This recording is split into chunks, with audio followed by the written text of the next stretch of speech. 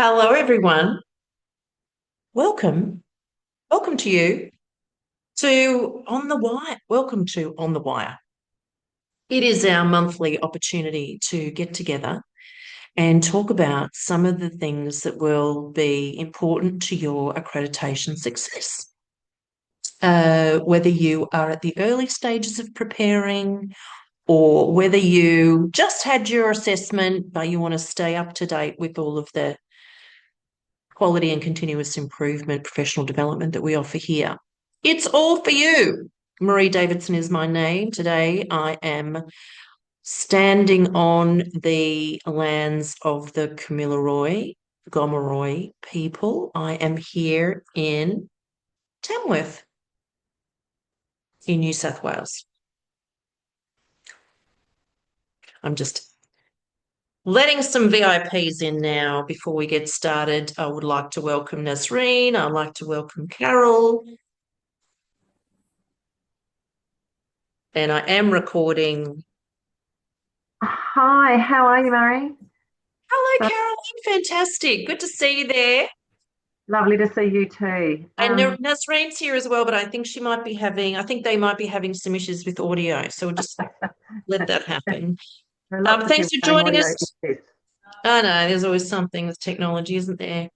Yeah. But it is always nice to get together with people to talk about accreditation success. And I'm speaking to a very successful Carol and her team at their organisation who've done very, very well in their most recent accreditation. We should celebrate. It is not easy, but well done to you and the team. Yes. And today we're going to have a bit of a yarn about evaluation. Now, you might be thinking, Carol might be thinking, I don't think there is an evaluation standard in the framework, in the service excellence framework. It is not explicit. It's not as explicit as having, 6.1 is the evaluation standard, although I think there should be a standard around evaluation, but there isn't. But it is implied throughout the whole framework in Yeah. various ways. So that's what we're going to talk about today, because we do find that this is an area of a quality system, a quality management system that's sometimes a bit underbaked. Right. And you know that here on the wire, we do like to make sure that everybody's got the drum on how to be successful, at least in your accreditation, if not in your quality journey for your whole organisation and all the outcomes for your communities, which is what it's really all about.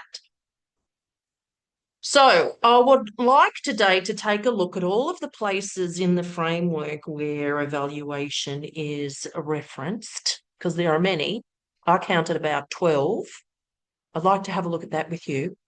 And I'd like to ask people what they are using as evaluation frameworks, like what sorts of tools are helpful. So, Carol or Nazreen, if you've got any that you'd be willing to share, that would be Since it's been incredible. like 4 months, Hi, Nazreen. she was asking me like, I can oh, sort of how hear much you. I can flexibility sort of she hear has, you, how much she but I'm going wants to to do pay something her, and terribly rude and mute you there because I don't want to hear those people behind you. All right, evaluation. Evaluation. It is the way that you would know if your programs are having an impact. It is the way that you would know if anybody is better off. It is the way that you would know to what extent you are meeting community need, isn't it? Sure is. We've been It's doing a bit, I can share a bit of what we've been thinking through. And I think evaluation is a place, as you said, it's a piece where stepping up in that space is the next part of this accreditate. That's exactly what I'm seeing at the moment. I've talked to one of my colleagues who does a lot of community presentations. So we take surveys yeah, and we find out what, whether the information is useful, all those sorts of things, whether the environment's correct in the way that we meet, all those types of things. And we do a great job of taking those surveys and we quickly collate them. And often that's where they go. And so I've talked to my colleague about, we have a document where we have all the presentations, why we're going to them, who we're providing it for, which grant funding body we're delivering for, or whether it's us. And I've asked if we can add now, as part of our continuous improvement to that table, that when we come back from that information, that survey, yes, we file it, which is lovely, but what did we learn? And under our continuous improvement section, the new column that's going to be added, are we going to act upon something there? Is there something that we got told that we should act upon? And then, so have some way of actually noting that. We do it naturally as we come out of a presentation, but because of the demands of everyday life in a work scenario, next time we think about it is the next time we present. Whereas I want to see if we got given feedback and it's useful and we believe that, well, it's always useful, but we believe there's some sort of continuous improvement to come out of it. Where's that noted? So when you fall off the face of the earth, someone else can see what should have been noted there. So that's one area that we're looking at. I know we're looking in our Care Finder patch. We've done some excellent client journeys. Yeah, great. Documenting the client journey. One of the like things, a case study? that basically like a case study, yes, because the client with the Care Finder program, there's a start, there's a finish. You exit the client again. Sometimes the client can come back again as a client a second time around. So what we're looking at is what was the journey, what did we provide for them? But our board has asked some questions, and we've provided a couple of those to our board, and then they've asked questions to say, how do we know it worked? So how do we know so we've evaluated, we've finalised, we've closed the case, which is what we naturally have to do, but do we know that actually worked for that client, or did it work for a very short time and then it stopped? And if so, why? And what should happen next? And so we've got some ideas around some evaluation. And I know one of the things that came up, which will be interesting to look at as one of our essential requirements, is that our board have a monitoring and evaluation process. So that would be excellent to see how we sort of churn that and work out where that's going. So it's really in my head now, having successfully got through our accreditation, seeing the essential requirements. But yeah, I can see that's a really big part of what could be great growth for us at the moment, because we're feeling pretty confident about other things. It's good. I think to capture that kind of feeling of motivation and empowerment, that people often feel after their accreditation success, and help people sort of to lean into the opportunities over the next 3 years. It requires a bit of sort of momentum, doesn't it? It requires people to get excited about the opportunity to improve. I find the thing that sort of is a detractor from improvement in organisations is that people don't really know why we're making a change, or why are we improving this? It seemed to work pretty well. Why do we need to change it? And so often the rationale is missing. And the rationale often sits in the evaluation. Having some data that supports the reason why we want to change this. And to have that evaluation very client focused is even more motivating, for people. So a client said this, so we're going to do that. For our data from our last sort of presentation, or our last sort of training event, tells us that people prefer not to be sitting so long. So we're going to make a change for that reason. So I think always one of the really positive things about evaluation for an organisation is it gives you the why. And the why and the rationale for change is important in that whole change process. It really speaks to people's, need to know, well, what's in it for us? What's in it for my client? What's in it for me? It's human nature a bit to ask that question, isn't it? So evaluation can be the answer, especially if it gives you some, empirical evidence-based way of knowing that you're doing this well, or this well. And that's good to know and important to know, even if just for accreditation, but we know that it's bigger than that. So I wanted to walk you through some of the things that your assessor will look for when it comes to how you measure the impact of your service. And I'm using that language. I'm using that language purposefully. I'm using the language of impact because it is moving in that direction. let me tell you where it's all started. It started with outputs. And many of you still are measuring your organisation's success through your outputs, which is basically how many people did we see. So how many, right? That's the output language. And many of your funding and service agreements will still use that language. They'll say your target is to see this many people. And that's an output.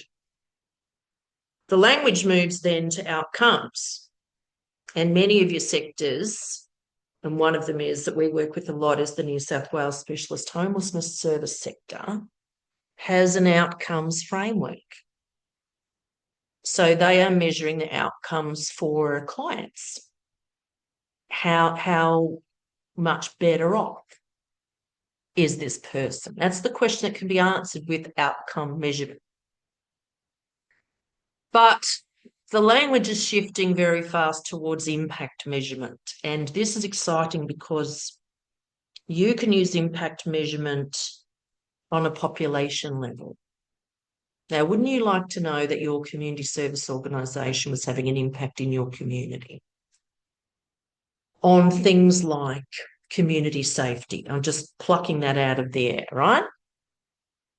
So because we engage young people like this, or because we provide services that protect or, look after our vulnerable people in our community is safer. We have less crime, we have less victims of crime. Wouldn't it be great to be able to measure that kind of impact? Well, that's the direction that it's all heading in. Not many organisations do that, and I want to say I think that's the limitation is often the size of your organisation. Not many organisations do evaluation well, in our view, of all the organisations we've seen. Not many of them do evaluation well. And that can be because of time constraints, but also resourcing or money constraints. So I just want to say that I think that the shift is towards impact measurement, and not only impact in a person's life as an individual, but an impact in a family and an impact in a community. Yeah. So there are emerging frameworks that will help you to measure impact, though they themselves are a bit underdeveloped as well for our sector. So just watch this space. Just watch this space. There's some, new metrics coming out that are helping to measure community impact. And whatever you can learn from other organisations who are doing this, even if they're private sector organisations, have a look at that. Have a look at that. Learn from that. So at the moment, we're sitting around about outcomes, outcome measurement. Like what's happening? Is this person better off because we provided them with the service? Okay, not just how many did we see, but are they better off? That's the different question that can be answered, for your organisation. That would be good practice. Best practice would be impact measurement. Okay, so that's what we like to see.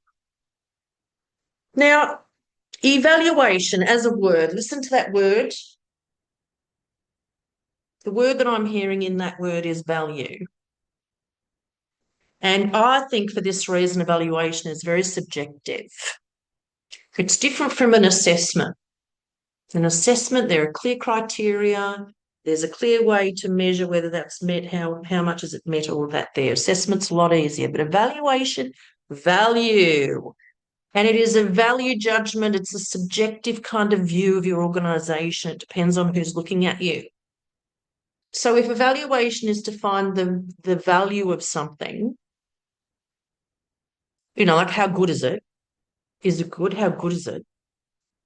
Then I think the whole thing can be quite fraught because you need to agree the metrics.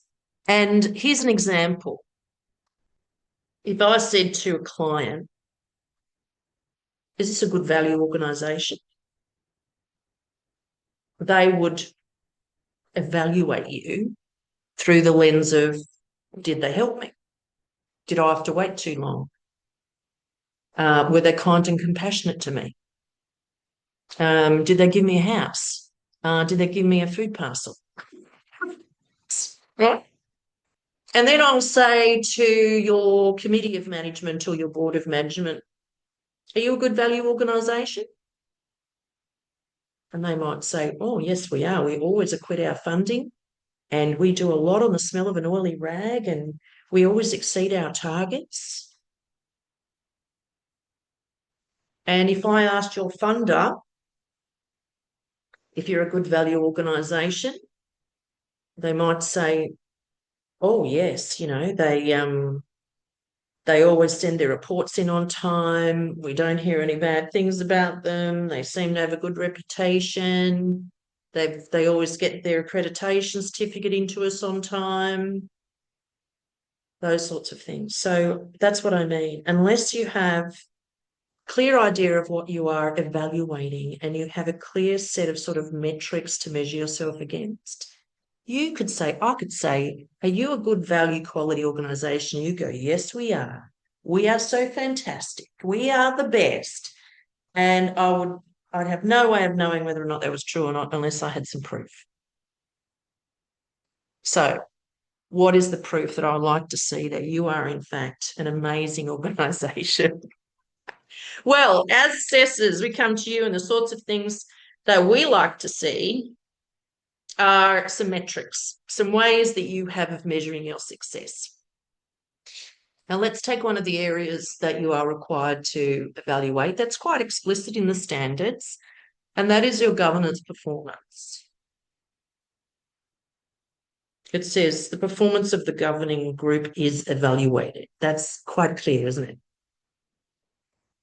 Now, what do we see, Carol? What do we see here? We want you to have some metrics for evaluating yourself against, which means we want you to have some criteria. We don't just want you to sit around, have a meeting and go, are we good? Yes, we are. How good? Bloody good. We don't want that.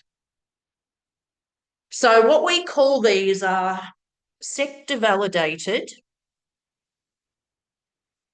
governance capability frameworks. Now that sounds fancy pants, doesn't it? But what it means is this is a governance performance evaluation framework that works in the community sector. It's not for BHP. It is for the community sector, and there are a few around. If you're an Aboriginal organisation, there's a fantastic governance, Indigenous governance toolkit that's got a whole heap of evaluation criteria there. If you're a not-for-profit, you can go to the not-for-profit principles and capability framework for not-for-profit board members, and you can get that from the Australian Institute of Community Directors. It's a really great framework. I can put that in our resources so you can have a look at that. But it's got the metrics. It's got the questions that interrogate the sort of indicators of success. So for that not-for-profit board, for example, will say things like, do your board members regularly attend meetings in the community? Like, so they're getting connected with their community. It says things like that. That's what I mean by sector validated. But you can also use the ACNC governance self-assessment tool.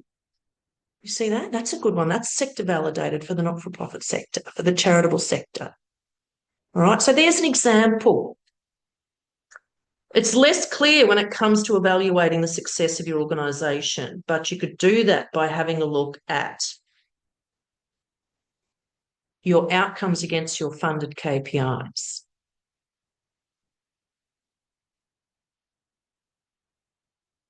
Your outcomes against your strategic plan. What you said you wanted to achieve. Have a look at how you're going measuring that. You could have a look at your client outcomes. For example, there is a wellbeing index built into the client data management system for the homelessness sector. So you could have a look at how that wellbeing index shifts.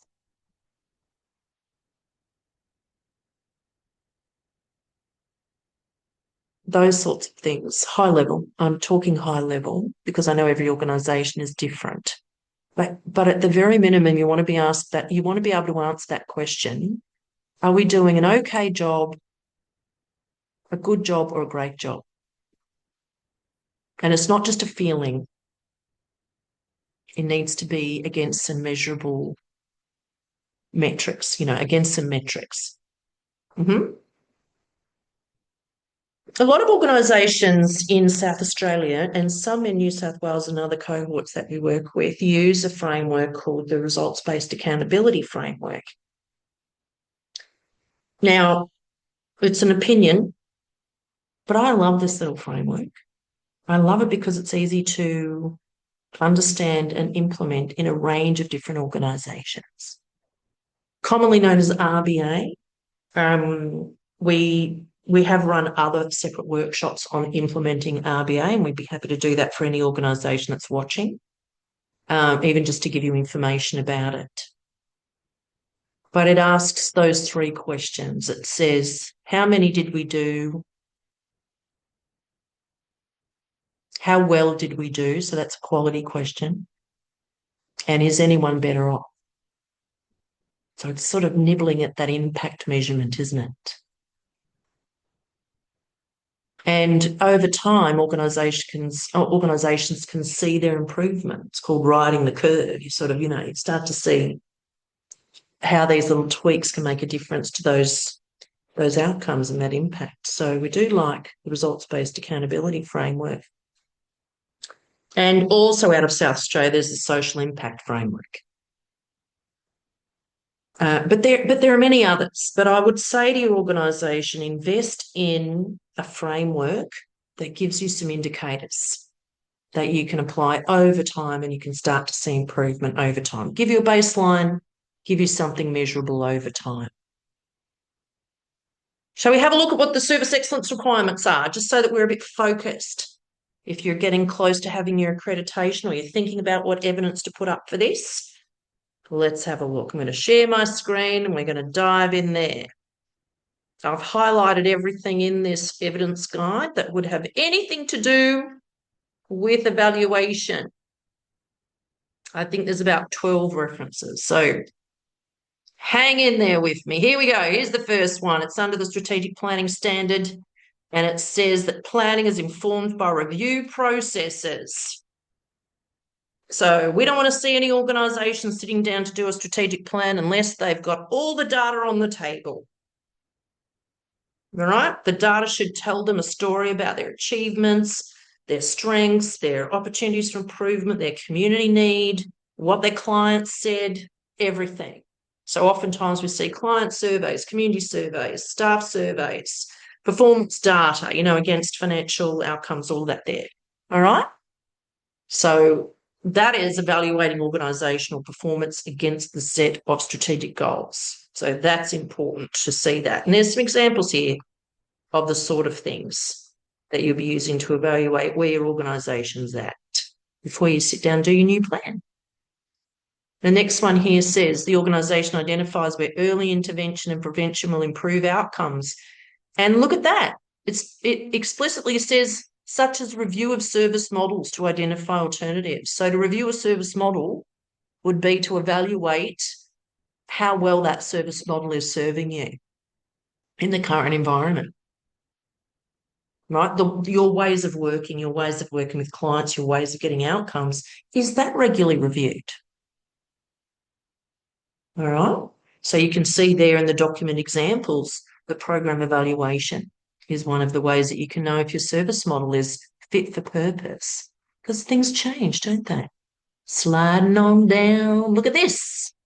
Under the business planning standard, it says progress against the business plan, including performance measures, is reviewed regularly. Reviewing regularly your performance against your operational and business outcomes is a form of evaluation, isn't it? We're evaluating our success as we go. It's a type of a formative evaluation. We look and we tweak, we look and we tweak, we look and we tweak. That's called a formative evaluation. We know how well we're going. A summative evaluation is when you do it at the end, a bit like giving a client survey after some training. Yeah. Two different types of evaluation there. Here's the next one here. That's the one we were talking about before. Under the sound governance standard, monitoring and evaluation of the governing body are undertaken. All right. So the governing body has developed a process and a set of criteria for assessing its own performance. Okay? It's occurring regularly. The next reference is down here. Oh, there we go. Oh, there's one. There are defined processes for the collection and analysis of information and data. This is sort of the start of it, isn't it? So collecting the data and analysing the data. All right, so it's not okay. And Carol was open before. She said we tend to do a really good job of getting people's feedback on surveys, but we're not doing a really great job of turning that data into insights for our improvement. All right, so it's one thing to collect all the data. We do see that this is done very well in organisations. There's lots and lots of feedback coming in, but is that feedback analysed, and are there trends and insights that come out of that that can really help the organisation to improve or respond? Okay. So I heard something one day about data. It said you've got to find it, you've got to mine it, you've got to refine it. And there was one more. It's a good saying, but find it, mine it, refine it.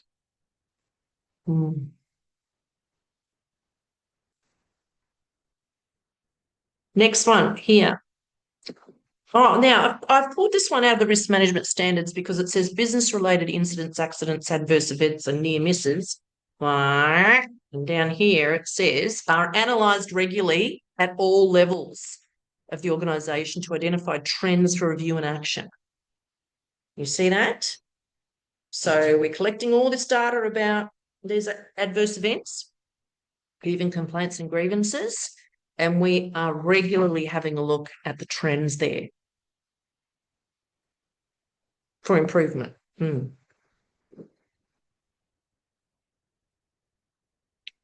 Next one. It's good, the evidence guide, isn't it? So very helpful. Oh, there's one. Now, this is about evaluating staff performance. I'm going to say periodically, because it's up to you how often you do it. But it says here, a performance review and development plan is in place to assist staff and volunteers to meet their personal and organisational objectives. So what this is saying is you want to have some way of evaluating how well staff members are doing, and that they should know about how well they're doing, and they should have an opportunity to ask for what support they need to be able to work at their personal best. All right, so that is a form of evaluation. A training needs analysis is a form of evaluation. A performance review is a form of evaluation.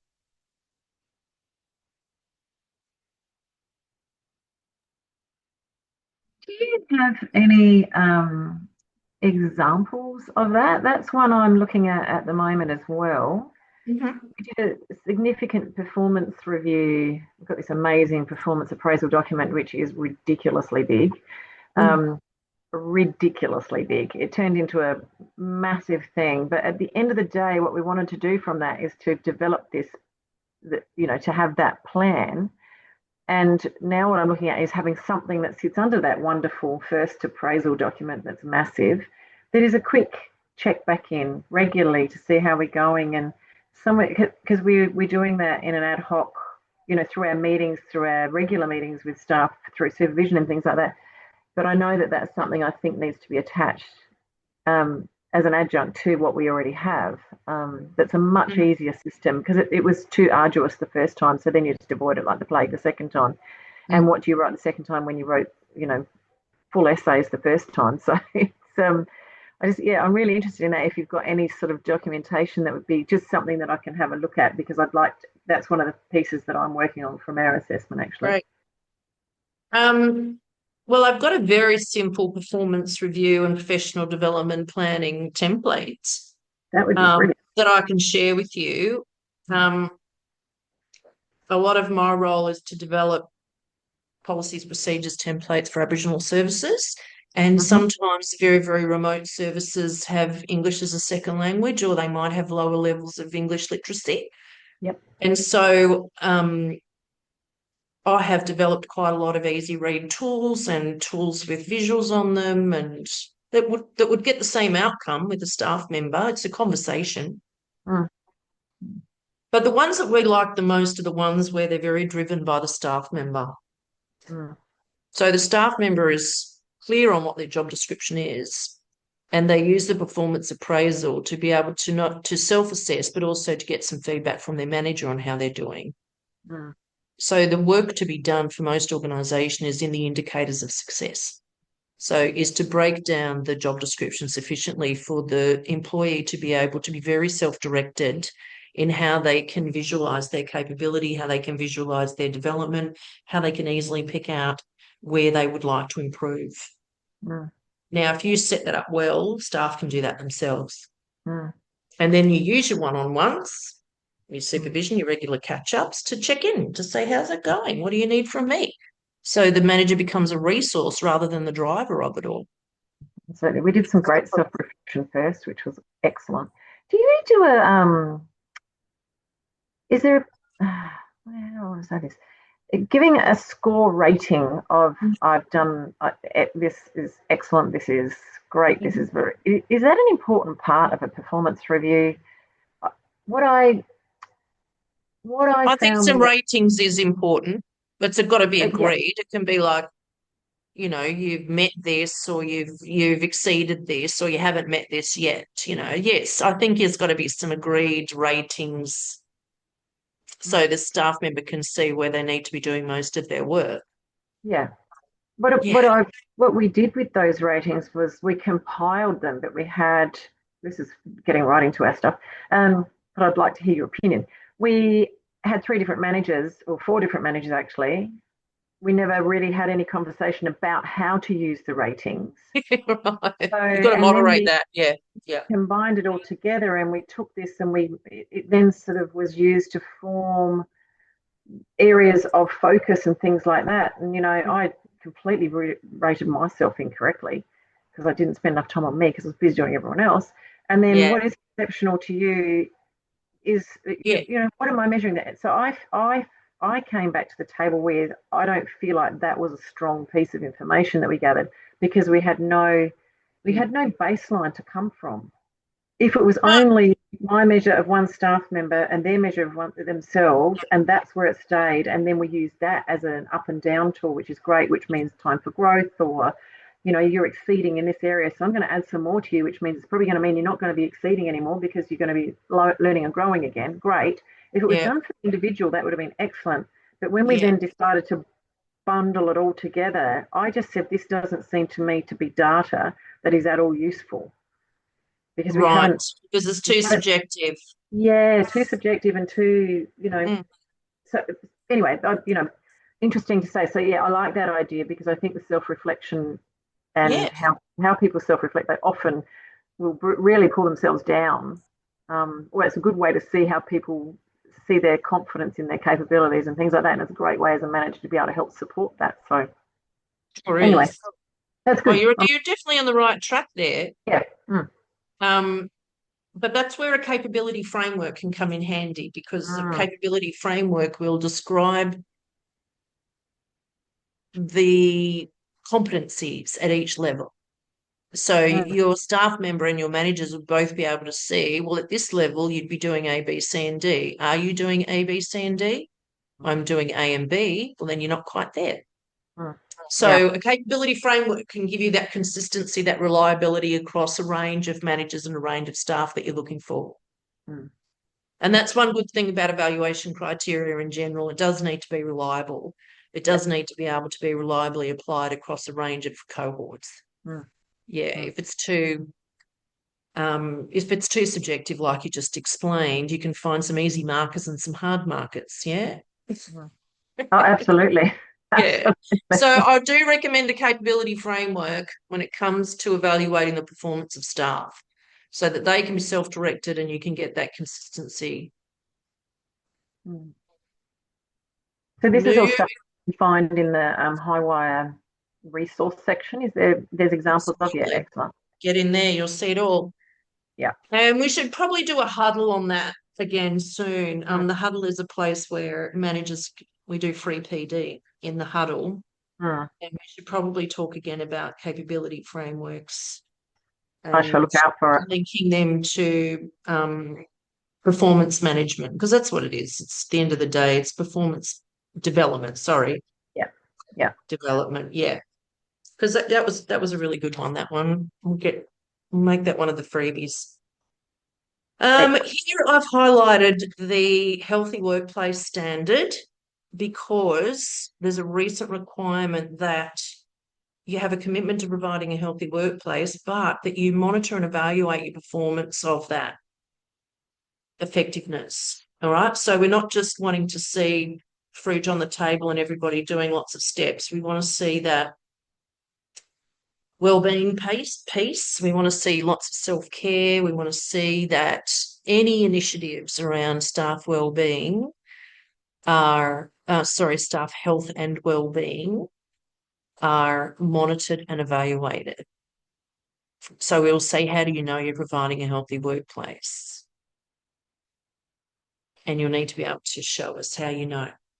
So there's quite a lot of guidance in the evidence guide on that one down here. Regular workplace health and wellbeing audits are undertaken, for example, and linked to continuous improvement. Measures of progress and success are identified. Data is used to evaluate the impact, but also to look for improvements. Reports are shared with management on how that's going. So there's quite a bit on the healthy workplace for you to have a look at. Similarly, the impact of your diversity efforts as well would need to be evaluated. We do like to see data about whether you have provided a diverse workplace and how you would show that. So here under 4.3.4, you can see the organisation measures its performance regarding support from promotion of diversity, inclusion, cultural safety and capability. So you need to show us how you know that you are providing a diverse and inclusive organisation. Next one here says about working collaboratively. It says progress is regularly reviewed and developments communicated.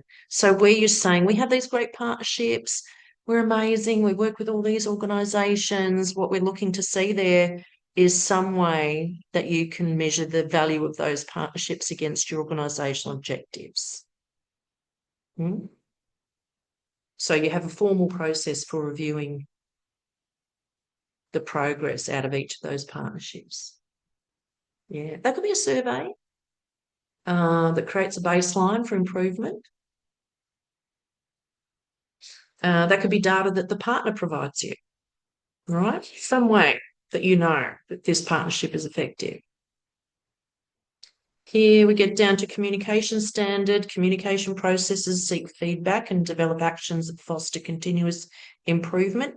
This is where you're showing that you're doing a lot of surveys. So you're using your good communication processes to learn more about how people feel about the organisation and where your opportunities are. Right, so surveys from your clients, program evaluation reports, community surveys, all of those sorts of things. Down here, this is where we get into the meat. In 7.1, the outcomes monitored standard. All right, so the intent of this standard, the whole of standard 7, is that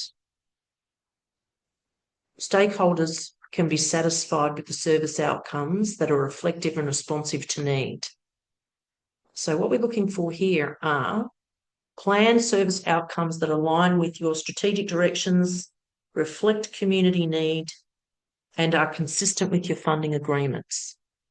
So there's those 3 things that I said before. At a minimum, you want to be evaluating your impact here.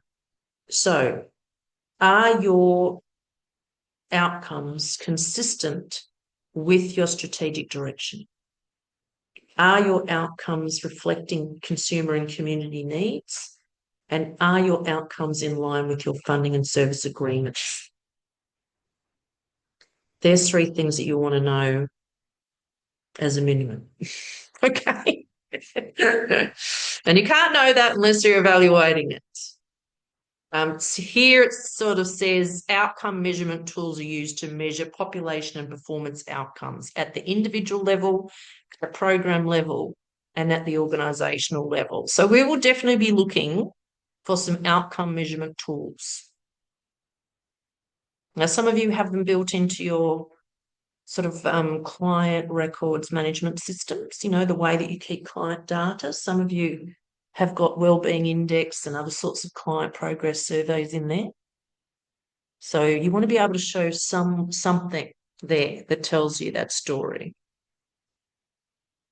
Program logics, theories of change, those sorts of things. And outcome performance is monitored with information used to provide the efficiency, to improve the efficiency and effectiveness of your service. All right. So not only do we collect this data, but we use it to know and to improve our services. And then the last one here, I think it says that that information is shared with people. Where is it? It's down here somewhere. Here it is. Oh, yeah. Consumer service standards are precise and measurable. So if you're measuring satisfaction from your clients, you want to make sure that you have some way of knowing whether or not you're meeting those client service standards. And that last one I was looking for, here it is. Nope. Oh, where was it? There's that last one that says that you're going to trend those consumer complaints up to senior management and the board. But there was another one here that says that you are sharing. Oh, where is it?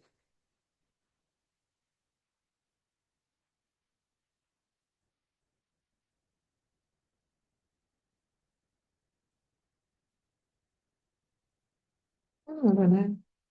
It's gone. Anyway, it says that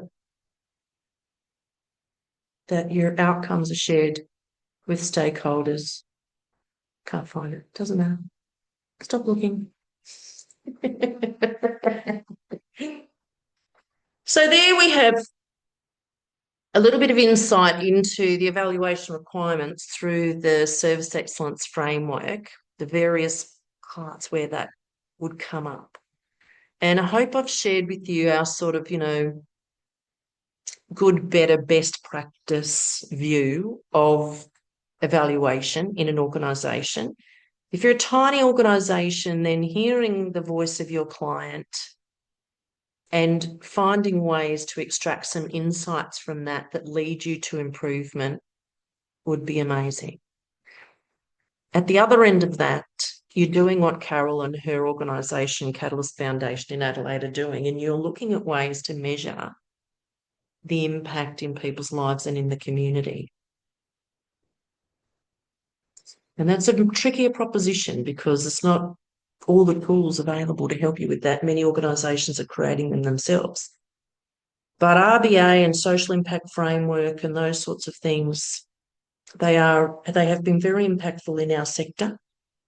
And some organisations have implemented them successfully, and you could learn from those organisations. So ask around, lean into it.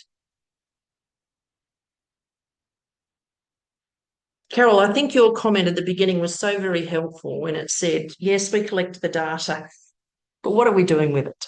So that's a good question to go back and talk with your organisation about. How is that data making its way to improving services and outcomes for clients? That's really the crux of it. It's really what we will be looking for as your assessors. And I think we do quite a lot of it, but I think it's a space for improvement too. I think there's always a space for improvement. The social impact framework sits in amongst all the grants that we work with. We're doing a couple at the moment. So we do have some really good pieces, but I know that there's more that we can do across the actual organisation. So I'd like to get hold of some of these bits and pieces that you talked about today to see how that might help. I'm going to Yeah, I'm going to be Right. putting a list. I'm going to be putting the resources together in the folder and putting them onto the website for you along with this recording. Just for those organisations watching that are specialist homelessness services, I know that there are many. Here's an example of the measurement tools that you'll find available for that are very program specific. So there's some personal wellbeing index, client outcome surveys. You've got your data in your client records management system as examples. All right. So that's how we're measuring safety, how we're measuring housing, and how we're measuring wellbeing. There's some examples of some tools there for those of you who are working in specialist homelessness services, and they've just released their outcomes measurement framework as well. So that would be a good place for you to have a look at if you are one of those kinds of services. But I'll put all that stuff into the resource folder with the recording, and you can watch it on Saturday night, as I know many of you do. Thank you, Carol, for being my SME today. So very lovely to see you there. And thank you, Nazreen, for joining us today. Lovely to see your iPhone there. I hope to meet you in person one day. I will hang here for a bit, but I'm going to turn the recording off just so we can talk off the record if we need to. See you, everyone.